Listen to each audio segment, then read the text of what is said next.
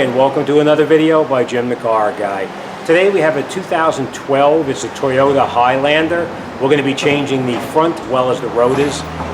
We're not going to do just the brake pads because the rotors have a significant amount of rust on the face of it as well as in the back of it. If you change just the brakes, they're going to wear down prematurely and they're going to make a heck of a lot of noise. So we're going to change everything, do the job one time, out the door, and it'll be perfect.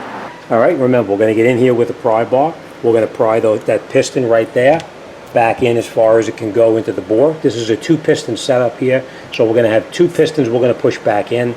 We're going to take out this bolt here. It's probably a 13, maybe a 12 millimeter. We're going to take out that bolt as well as that bolt, and then after we do that, we're going to come up underneath here and we're going to take out that 17 millimeter right there as well as one more down on the bottom over here. All right, after we do that, we're going to take this, we're going to relocate the caliper off to the side up in here. We're going to hang it by a cable, and then we're going to take off this mounting bracket, and we will remove the rotor. And again, we're going to take that rotor off right here with that screw, or we can just bang it with the hammer, whatever works for you. Or we're going to go up through here, like this, and then we're going to pry, just very light pressure to push that piston back in. Yeah, if we don't knock the teeth out, it does slip out. Very light pressure, and you'll see it start to push in. And then we can push it back in that way and get behind the brake pad and push the brake pad all the way back into the bore as far as it's supposed to go. Make sure both pistons are in, because like I said, this is a dual piston setup on this one. All the way in there, and we're all the way in there. Now it's no big deal. If you don't push them in all the way, we can do it later on, but I'm just trying to save a step. All right, now we'll take out these bolts.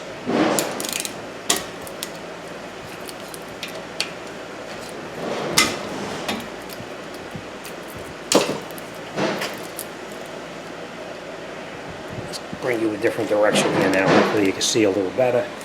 We're going to take out these two bolts in the back right here.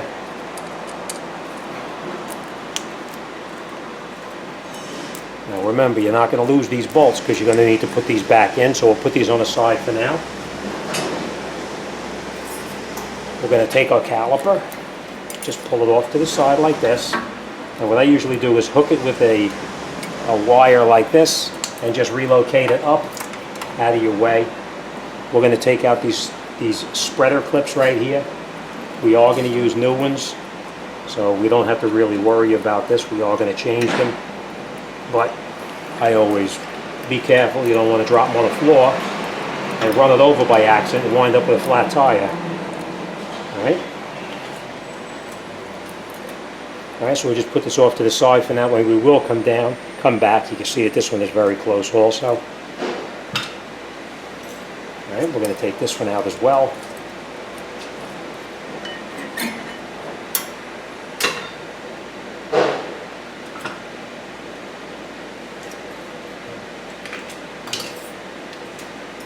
Okay, now we're going to take out those bolts in the back that we talked about back here.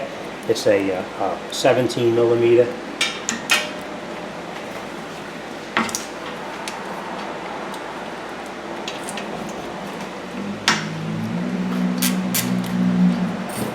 And then once you break them loose, you can take them both out by hand.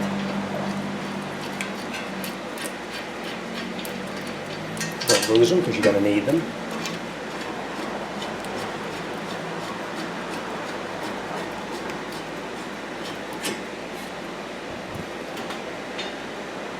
Now we're just going to take this off to the side for now, and we will come back to the cleaning up and replacing this hardware.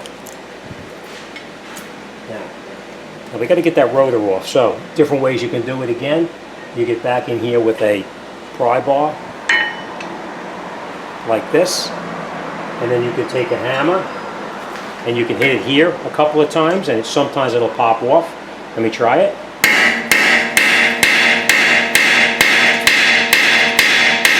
Pretty tight. As you can see, it's not coming off. So you can get underneath here with a hammer and bang it back here to knock it off, but like I said, you can bang in the back there or you can just screw the screw in through here, like that.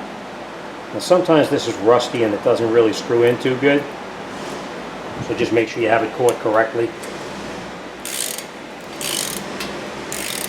And you just turn this nice and easy. You may want to use eye protection so you don't get any kind of rust in your face. And you see how it pulls it right off? You don't have to break your coconuts trying to get this rotor off by beating on it with a hammer and possibly doing further damage. Alright, so we have it off. Take it off like this. And now this has actually got a significant amount of rust in here, so we are going to clean this up before we go any further. And there's different ways you can do that. You can get in here with the scraper, and you can scrape it to get all that rust off. You can use sandpaper if you have to, or emery cloth. You can use a gasket scraper, like this, to get it off. Or you can do it like this, use a disc like this, and you can clean up all of that rust on there so that it's nice and clean. So let me clean this up, let me get the new rotor, and we'll come right back. Okay, now new rotors come with oil on it, or grease. So you need to clean all that grease off of there. So we'll just take the bag, get rid of it. And now we're going to clean up the face right here with brake cleaner, just to get that grease off there. Now if you get it all off, that's fine. If you don't get it all off, that's fine too. You just want to get the majority of it so it doesn't smoke. You can see how oily this is here. So we'll just clean it off a little bit with some brake cleaner.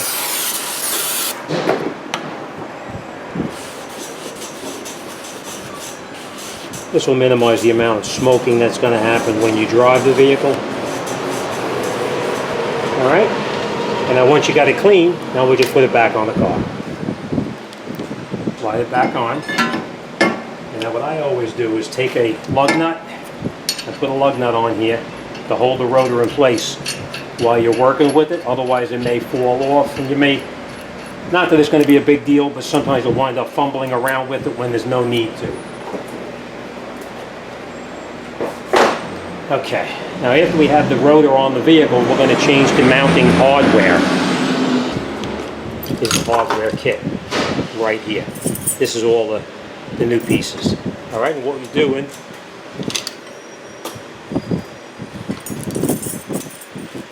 you just take these and you pull it out. Sometimes they're a little tight. And you just pry them out, just like that. Now, if you're not sure where they're going to go or how you're going to put them back on, do them one at a time so you don't make a mistake. Alright? Make sure there's not a lot of rust inside here, and as you can see, this one is clean. Now, take your hardware like this and just match it up with your replacement. See that? It's the exact same one, right? So we're going to take that, put it to the side. We're going to put a little bit of lubricant right in here. And then we're going to push this piece back on here so that it pops right back in where it belongs, just like that. And now we'll move over and we'll do the exact same thing on this one.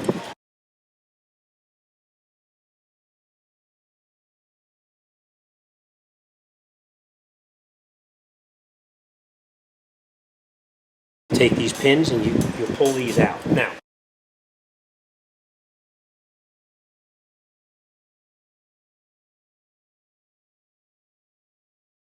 before that. Alright, make sure when you lubricate it, you push it back in until that boot pops back up. And we'll do the exact same thing here. Now this one is pretty tight also, but it comes right out. Alright, just a little bit of grease on here, not too much, and then we'll put it back in, push it in, and make sure it pops back up like that. Alright, now every place that the brake pad is going to touch, you lubricate. Okay, just like that. Now, the next thing you're going to do is you're going to take the brake pads that you took off, And you see this one here has got the, I'll show you. You see how it has these clips up on top here? These are the indicators. When they wear down to a certain point, they'll start to squeak. So we are going to put these back on to the new shoes. So this one is your outer brake pad. You can see it's the outer. And we're going to put it on this end over here.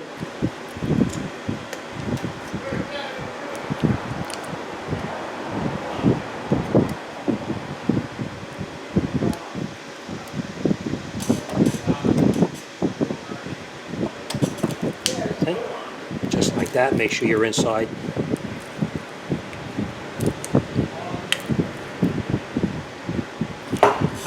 This is off just a little bit, so we're going to push it in just till it's in where it belongs, just like that. Okay? So now we know that this one is the outer brake pad. So we're going to put this one in the outer part, like this. On the bottom, push this. Okay. Just like that. And now we're going to turn it around, and we're going to put the other pad in. Now, remember, this one is the inner. You can see the circles there, so we know that's the inner. So we need to put that clip back on there.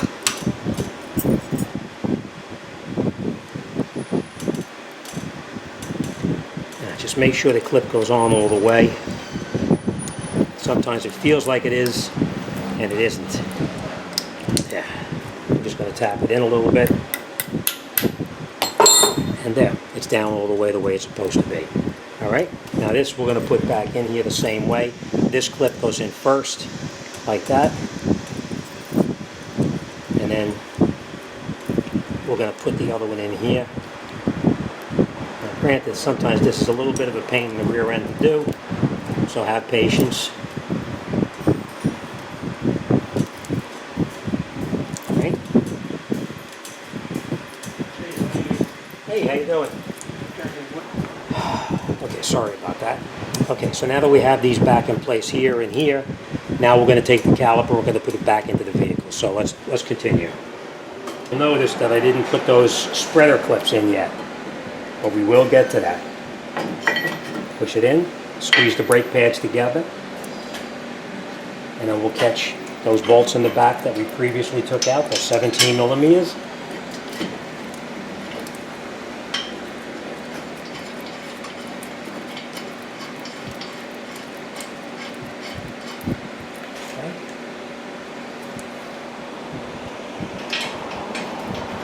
It's easier to put those spreader clips on a little bit later. Okay.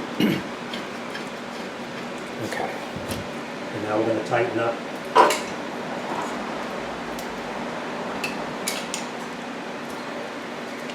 We'll tighten up those 17 millimeters. When you put these spreader clips on and you put these in here, these brake pads are just naturally going to try to pop out.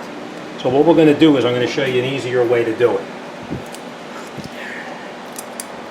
Take your caliper and just temporarily put it on like this for a minute. We screw in one screw up on the top like this, and then we'll take this and rotate this up like that. Okay? Now, a little bit of lubricant. Every place that the brake pad, what are you looking down there for? Come on up here. Every place that the brake pad touches, like this, a little bit of lubricant on everything. Okay? Like that. And now every place that that brake pad is going to touch is now greased. Now when you put these spreader clips in, the natural thing is this is going to try to push out. Let's see if I can get you on top and bottom here at the same time. Okay, so we're going to put this in on the top, like this. And you'll notice the tiny little holes there. Put it in like that. Hold the brake pad and put it in just like this. And we'll do the exact same thing. See how it starts to push out? That's the way it's supposed to be, so it doesn't actually have the drag on it. And then we'll put the other one in the bottom here.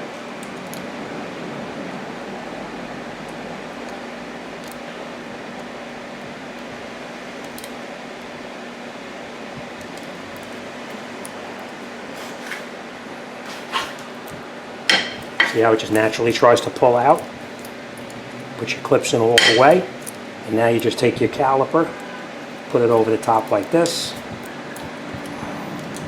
and pull it down over the top.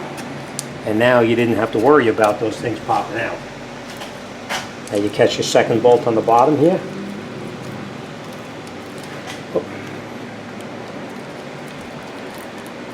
Tight. And now we're going to tighten it up with our ratchet. Now I'm going to point this out. When you're turning this, you'll notice that this piece up here, you'll notice that when you're up here and you're turning this, the whole thing is spinning. You see the slide pin is turning too? What you do is you come in here with a thin walls wrench and you hold it so it doesn't rotate, and you tighten up the bolt. That 14 millimeter in the back, you tighten it up and then you snug it down. And we'll do the exact same thing on the bottom here. Hold it like that. Tighten it up. And that's it. By holding the wrench on here like this, it keeps this from rotating. So let's just make sure these are tight enough. It is. And it is. Okay. We'll take these gloves off and we'll recap what we did. We cleaned up the face underneath here where the rotor goes onto the hub. We put the new rotor on. We put our mounting bracket on. We tightened up the two 17 millimeter bolts in the back. We installed new hardware. We lubricated every place that the brake pad is going to touch. We also lubricated the slide pins right here, and we made sure our 14 millimeter bolts are tight top and bottom. And every place that the brake pad touches, we lubricated both on the outside and the inside. That's it. We're going to do the exact same procedure on the other side, and we're going to wrap this job up and get it out the door. Now, one thing I just want to tell you. Okay, now before you take this out and take it for a test drive, after you do all four brakes all the way around, obviously you put the wheels back on, you get in the car, you pump the brake pedal a couple of times. That'll bring the brake pedal back up to its height where it's supposed to be. The initial times when you step on it, that brake pedal is going to go right to the floor. So you want to pump that up before you drive it. That's it. You're all set. Once you drive it, you may get a little smoking out of it, but nothing to worry about. It'll burn off within a mile or two. All right, that's it. You're all done. As always, thanks for watching. See you on the next one.